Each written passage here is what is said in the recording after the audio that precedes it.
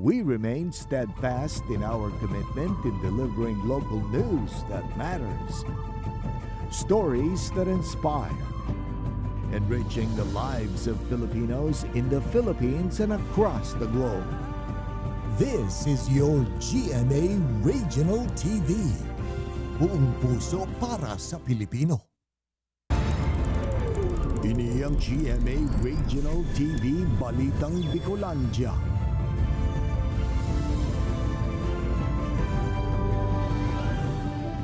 Diyos marhay na hapon mga kapuso, uninaan Balitang Bicolandia.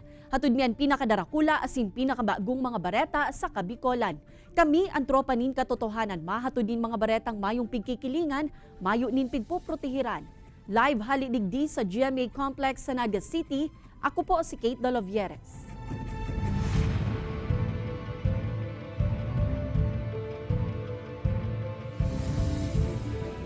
Mga ballpen, payong, t-shirt, asin iba pa, pirasa na sa mga pinagbabawal kan COMELEC na ipanao kan mga kandidato sa mga botante ngunya na election period.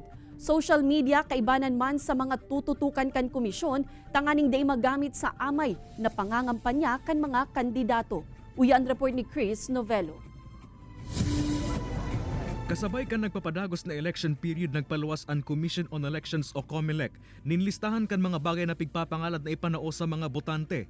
Kabali sa mga inian t-shirt, kupya, payong, bowlers, groceries at sinibapan na may kantidad na may kukonsiderar sa buot na forma nin vote buying. Ang nasambitan ng mga bagay ang kabali sa mga natokar sa pagbisita kan tulong Commissioner kan COMELEC sa Banwaan kan Balud Masbate para sa special COMELEC and bank session as in security briefing with deputized agencies. And if the purpose is to induce somebody to vote or not to vote, or even just to show up or not to show up, regardless of whether they will vote or not, that is already vote buying. Dapat man subot na maging marigmat ang mga botante, ninhuli tagabos na itinatao kan mga kandidato sa panahon kan eleksyon ang may kukonsiderar na vote buying na pwede maging ground for disqualification kan sarong kandidato. Maging ang social media ang kabali man sa tinututukan kan komisyon. Inhulita inisubot ang pinakamadaling paagi nga di makapagkampanya ng amay asin libre ang sarong kandidato.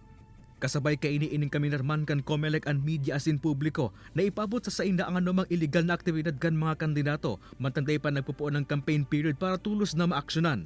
Mientras tanto, sa paagi kan sarong memorandum kan DILG, hinahagad man ang tabang kan mga LGU sa pagbaklas din mga early campaign materials kan mga kandidato para sa maabot na eleksyon.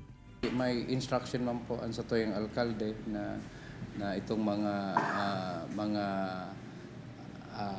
early campaigning, lalo po itong mga tarpaulin or other materials, haralion po ito.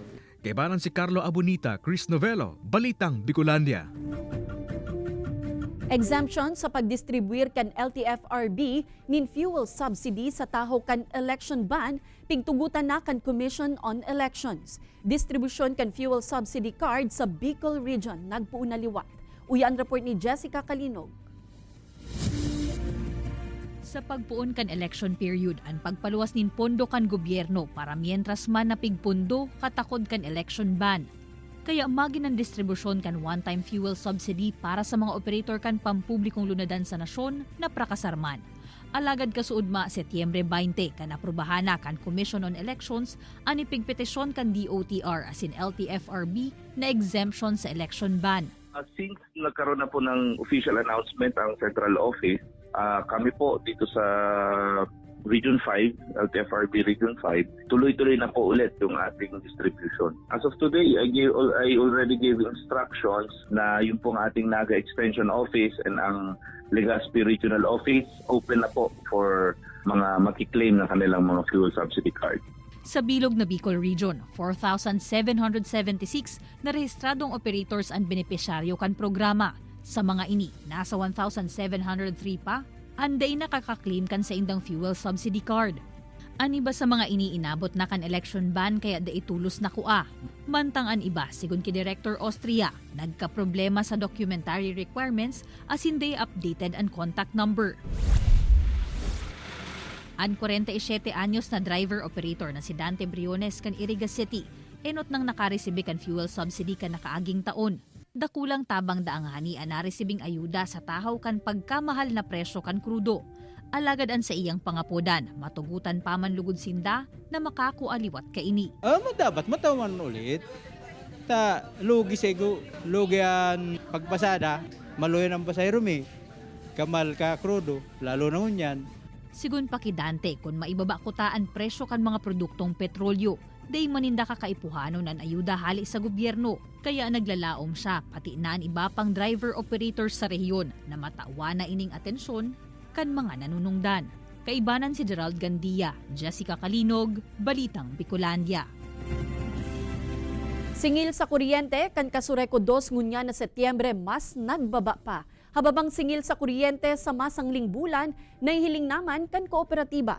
Uyan report ni Chris Novello.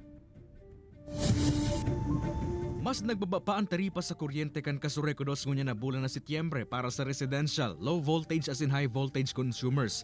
Susog sa kooperatiba, nasa 6 pesos and 88 centavos per kilowatt hour na sana ang taripa sa residential na dating 7.31 pesos per kilowatt hour, ang dating 6.44 per kilowatt hour sa low voltage, and 6 pesos na sana per kilowatt hour, mantanggikan sa dating 5.72 per kilowatt hour, nasa 5.30 pesos per kilowatt hour na sana sa high voltage. Barato po si nabakaltang presyo kang kuryente sa satuyang mga power suppliers, lalong-lalo na po iti sa wholesale electricity spot market. Hababa man subuot ang generation charge na ipinapasa kan mga power generator kan kooperatiba. Sa forecast kan Kasureko 2, posibleng hababa man giraray ang maging taripa hasta sa masangling bulan. Dakol lang kagianan man subot ini sa parte kan mga consumer arog ni Marife nga ni maski papaano makamenos sa pigbabayadan sa kuryente. Hindi, pasalamat po na nagbaba. Ayun po. Dakulang tabang na po yan. Sa ibong kan nababang taripang ngunya na bulan, inabisuhan man giraray kan kooperatiba ang mga konsumidor na magtipid sa paggamit nin kuryente, sirig kan ginigibo ni Angie. May posibilidad kaya subot susog sa kooperatiba na maglangkaw man giraray ang bayadan sa kuryente kung halangkaw ang diman urog na sa mga nagagamit ning appliances na mas moksog magkonsumo ning kuryente. Bakman po masyadong mainit, ina-off po ang aircon. Kaibanan si Carlo Abonita, Chris Novello, Balitang Bicolandia.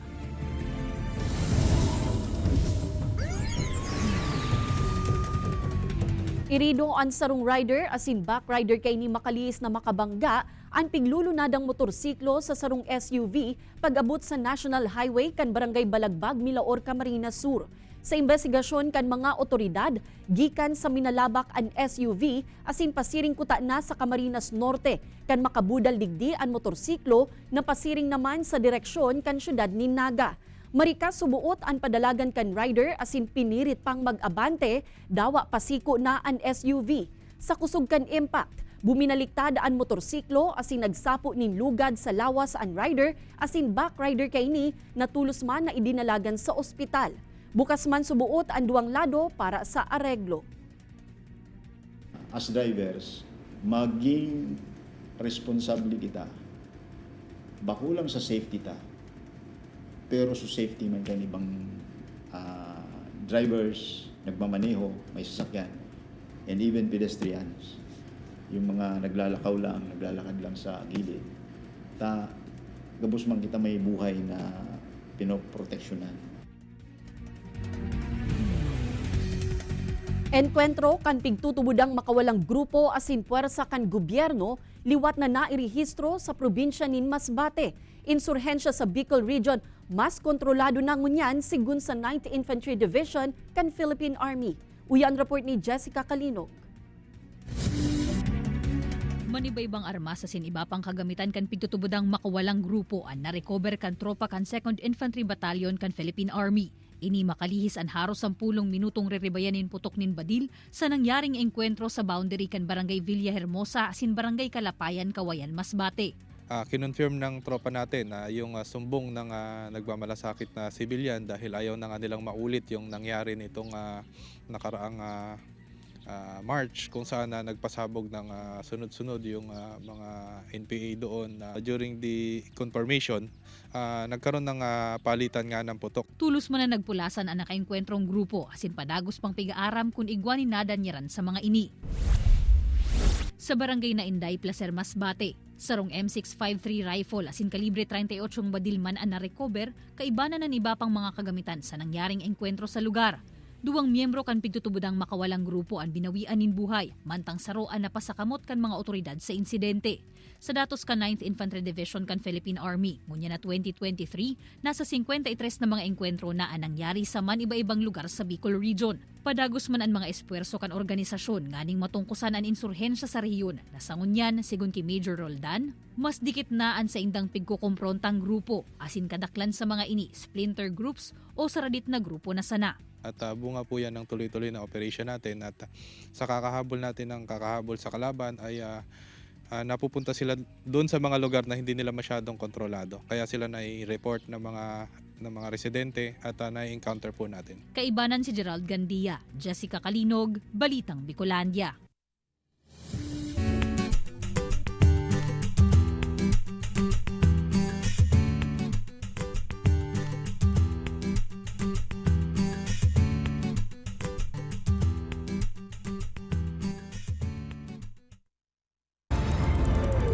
Ini ang GMA Regional TV Balitang Bicolandia.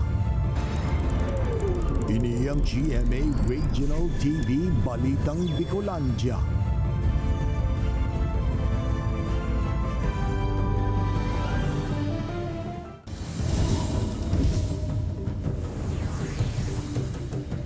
Matrayumpong na-rescue, makalis na makalaog sa pangke kan mga parasira ang sarong pawikan sa parte kan Tikaupas sa Barangay San Vicente, Bulan, Sorsogon. Tulos man na pig-turnover kan mga parasira sa opisina kan Menro, ang 7 pulgadang pawikan na tulos man na ipig sa irarom sa inspeksyon. Makalis na masyartong marhayman ang salud kaini, tulos ining pigbutasan sa kadagatan. Sigun sa Menro, ang pagkakaigwanin mga pawikan sa lugar, ang sarong indikasyon subuot na malinig asin mayaman pa ang kadagatan sa nasambitan ng banwaan. Padagos man ang pangapodan kan Menro sa publiko na tulos ipaabot sa saindang opisina ang anuman na marine life na saindang nakukua para sa maninigong disposisyon. Illegal fishing, problema pa man giraray sa mga banwaan nin Pilar, Sorsogon, asin Balud, Masbate. Mantang tilapia fingerlings, pigdistribute naman kan BFAR asin iba pang ahensya sa mga parasira sa Camarines Norte. Uyan report ni Rosie Nieva. Arestado ang tulong parasira makalis maaktuhan kan mga otoridad na nagsisira sa Tunga-Tunga Marine Sanctuary sa Banwaan kan Pilar, Sorsogon. Nakumpiskar sa mga inian pigamit na bakong rehistradong baroto asin fishing gear na igwanin kapilugang kantidad na nasa 49,000 pesos.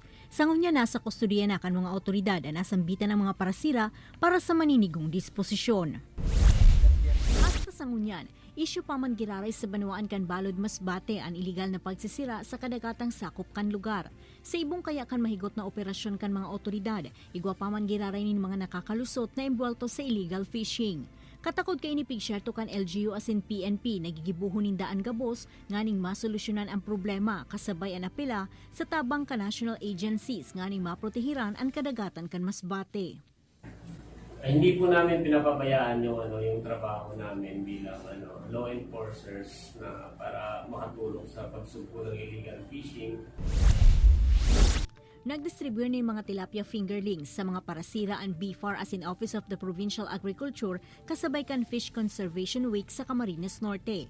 Kasabay kaini ang binutasang promesa kan lokal na gobyerno na gigibuhunin daan gapos para maibalik sa normal ang marine life sa probinsya na enot ng nadanyaran kan mga illegal na pagsisira. Kaya para marealisar ini, hagad kan mga otoridad ang kooperasyon kan publiko, urog na kan mga parasira nganing maproteheran ang sa indang mga rekursos naturales. Ini si Rosie Nieva, Balitang Bicolandia.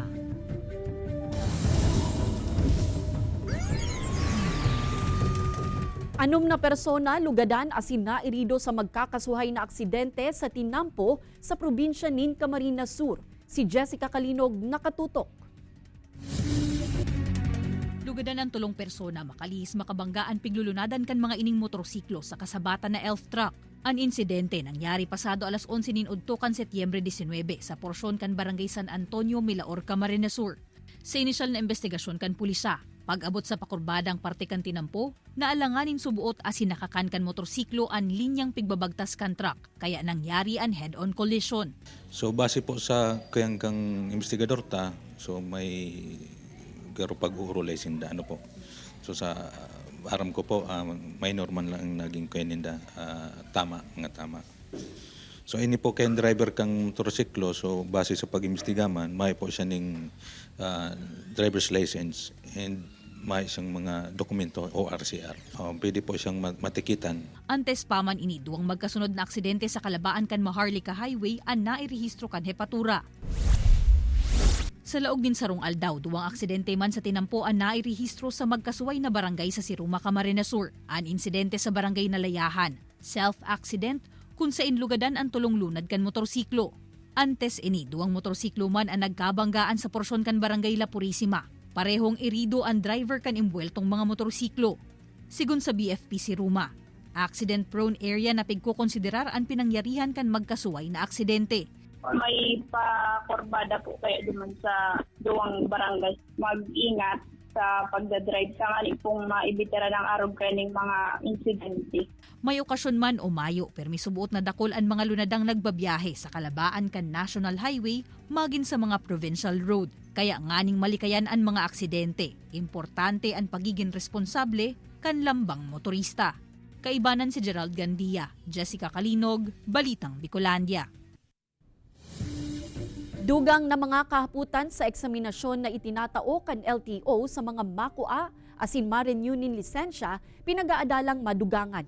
Yan asin iba pang detalye aramon ta sa pagtutok live ni Chris Novello. Chris?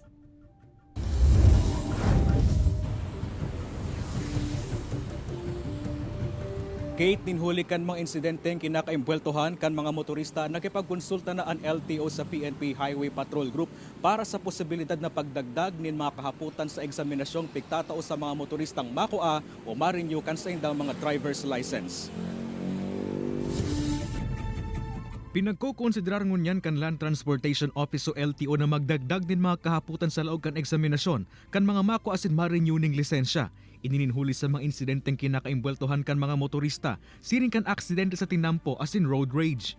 Through that mga questionnaires, may dagdag kaalaman pa rin kang maaraman because of the question. Pag question na araw ganito, hindi mo alam, malalaman mo yung sagot, ibig sabihin, may natutunan ka. Sa paaging ini masusukol sa buot kan ahensya kung karapat dapat na matauan na ning lisensya ang sarong aplikante o ang ma-renew ka ini. Uyin man digdian mga motorista ninhulit na dakulang pribilehiyo asin responsibilidad subuot na maisuhan ning driver's license na nag-agi sa tamang proseso asin aram ang mga batas trapiko.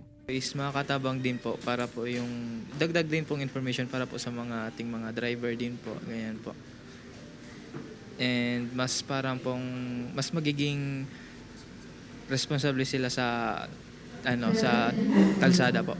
Okay lang po. Sa ibong kaini, nangapodan man ng LTO sa mga mako asin ma-renew ning lisensya na seryosohon na sindai pasipara ang sa indang pigtataong eksaminasyon. Dapat bigyan din natin yan ng kaunting attention kasi yung buhay natin nakasalalay sa mga driver. Kung hindi natin yan bibigyan ng attention, gusto ba natin lahat tayong magka-aksidente?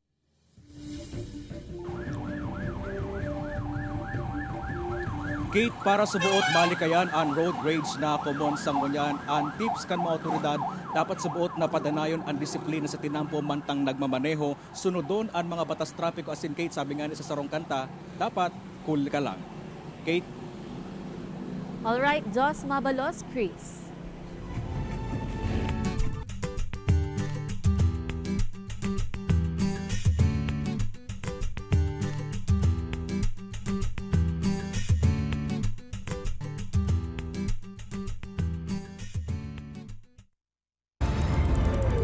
Ini ang GMA Regional TV Balitang Bicolandia. Ini ang GMA Regional TV Balitang Bicolandia.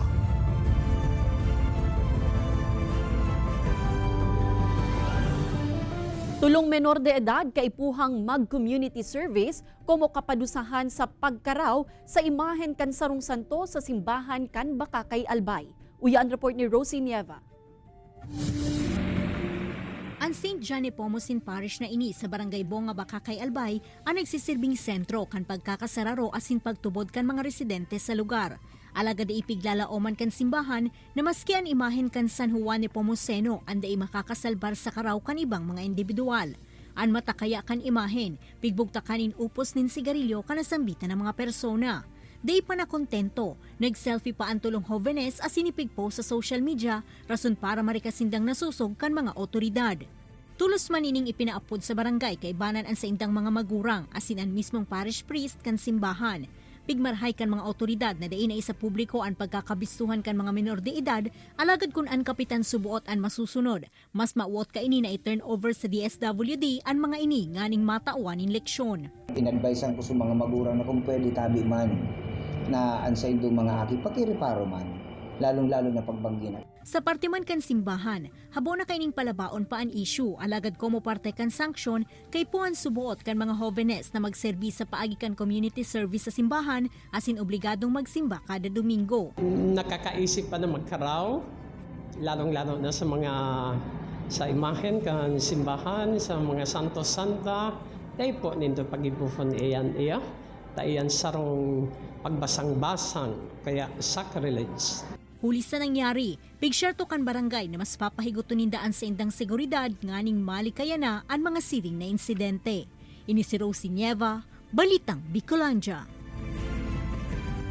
Wastewater treatment facility kan syudad ni Naga Pig inaguraran na. Wastewater na mapoproseso sa pasilidad, magiging Class B na tubig subuot na pwedeng ibalik sa salog asin irigasyon. Uya ang report ni Chris Novello. Formal nang inauguraran ang wastewater treatment facility kan syudad ni Naga. Ang pasilidad na ini ang maproseso kan mga wastewater na nasa collection pit na ini para maging Class B ang tubig na pwede pang mapakinabangan. Dadaan siya ng maraming stages, so ang output na niya kaya niya ma-reach kahit Class A. So makikita niyan very clear yung water na siya. So it's a biological process. Makalihis ang pirang proseso, ang malinig na tubig na ini ang magiging resulta kan treatment as in filtering kan wastewater nagikan sa sanitary landfill. Ang nasambitan ng wastewater treatment facility ang may advanced na teknolohiya sa pag-filter nin maating tubig na nagagamit nin good bacteria. Ilustrasyon po na naman ini, manifestation kan sa tuyang commitments bako lang para makakumple sa satuya pong mga lay, kundi para talagang maasigurar ang kalinigan sa satuya pong syudad. Sangunyan, padagos pang isa sa ilarom sa laboratory test kan DENR ang naprosesong wastewater para masyerto na mayo ini na magiging problema. Ang EMB man po, we will assure you po na we will give you the approval to discharge yung wastewater. Basta po siya mapasa po sa water quality standard. Kay banan si Carlo Abunita, Chris Novello, Balitang Bicolandia. Never again, never forget. Yan ang kurahaw kan mga naghiro protesta sa Naga City kasabay kan paggirumdum kan ika-51 anibersaryo kan deklarasyon kan martial law. Camarines Sur Police nagkondusir nin outreach program kasabay man kan pagrumdum sa martial law. Uyan report ni Chris Novello. Kayo ang humatol sa totoong nangyayari sa ating lipunan. Kasabay kani ka-51 taong anibersaryo kan deklarasyon kan martial law ngunyan na aldaw. Sarong hiro protesta kan manlain-lain na grupo ang kinundusir sa Naga City.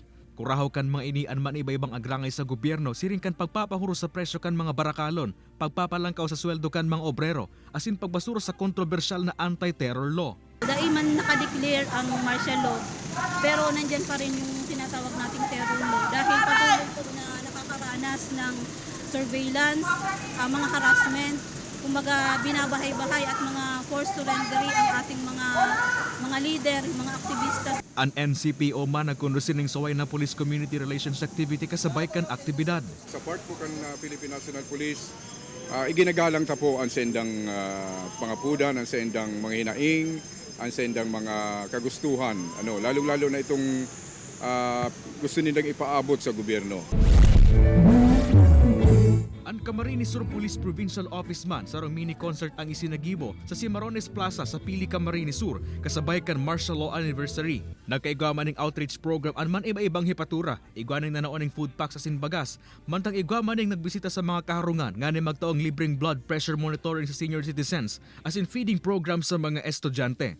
Ayun ang gusto naming i-emphasize po na maging part kami ng community sa pagbigay ng safety sa kanila, lalong-lalo naman sa mga bata sa kanilang lugar, sa tirahan nila at sa school. Sa siring ng mga paagi nagdala man CSPPO na maibitara na ang mass action o protesta laban sa gobyerno, siring man na maipahiling na yaon ang kapulisan asin gobyerno para magtaong asistensya asin tabang sa komunidad. Kay banan si Carlo Abunita, Chris Novello, Balitang Bicolandia. Nagpaluwas nin libro ang writer, educator asin constitutionalist na si Dr. Florangel Rosario Braid. May titulo ining tagpo, Right Place, Right Time, na manungod sa personal asin professional journey ni Braid. Pigtukar sa libro an sa iyang pagiging parte kan national asin international initiatives. Apara sa pagiging parasurat, sa ruman na pintor si Dr. Braid asin eksperto sa komunikasyon asin media. Co-founder siya kan Asian Institute of Journalism and Communication na binilog kan 1980 sa Pilipinas. Mapapaduman ang magiging dilihensya sa libro sa scholarship kan mga ipong jovenes asin community journalist na nagmamaut magkuakan kurso o masteral sa journalism.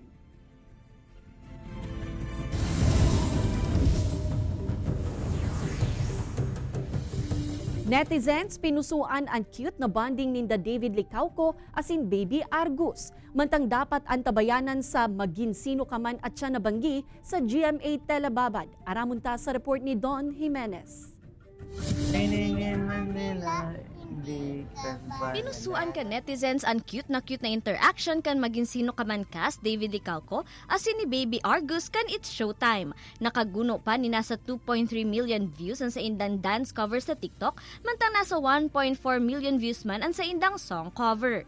Suba pa ka netizens, garus subot mag-ama sinda David asin Argus na nag-enjoy sa indang pagkakan, pag-shopping asin pagkawat sa arcade. Mientras tanto, mas nagiinit pa ang mga eksena sa maging sino ka man. Hasta no arin daw malulusutan ni Monique asin Carding ang mga huma sa indang buhay. Maaraman na daw ang sikreto ni Monique. Aramon iyan at tiyan sa maging sino ka man, 8 p.m. sa GMA Telebabad.